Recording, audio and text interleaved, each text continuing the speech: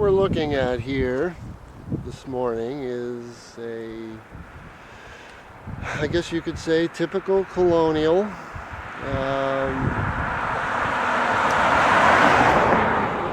Late 1700s. Good morning. Andrew Spielberger of the Mended Wall. I'm in the cellar of a late 18th century colonial, about to start my repointing process. This is a typical early American fieldstone foundation. The early settlers used the materials they had, and this is a typical fieldstone foundation. What I would like to demonstrate today is a thorough repointing approach. And I would like to start by showing you this general area right here. At some point, a repointing approach was attempted here. This mortar is still hard,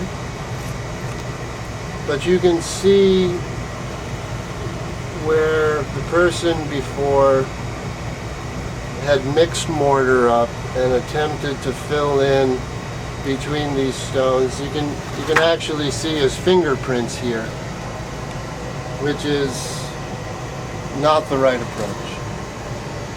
It's not only messy, but probably not very effective. Now if you come over here, we'll start by checking the stones. As you can tell, these are definitely loose. So we'll start by taking them out. Even down here. And notice all of the dirt and silt.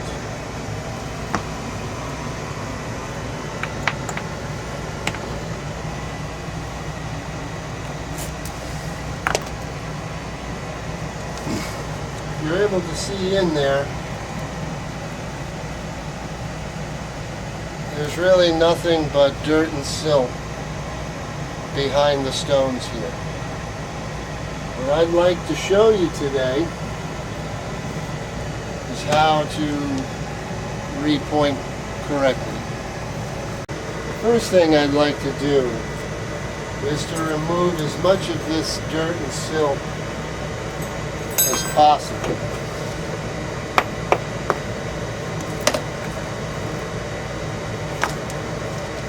We do that by using a vacuum.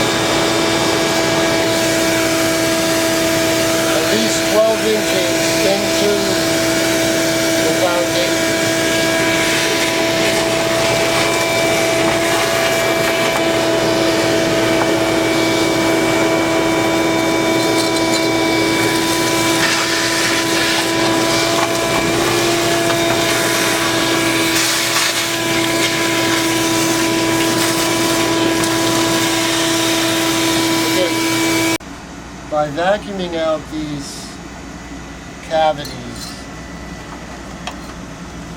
we're not only removing the silt and dirt, but by vacuuming, we're cleaning the stone so that when we put mortar back in to the cavity, the mortar will bond to the stone. It's basically useless to mix mortar and fill this cavity if it's filled with dirt and silt. The mortar will not bond to the stone, and it ends up being a counterproductive effort. I'm just going to mix up a small batch of mortar. I like to mix my own mortar instead of using a premix, which is widely available to most consumers. But by using my own sand and my own mortar mixes, it's a much better mix. I'm just using what they call a multi-sand mix. And a masonry product, a lime-based masonry product.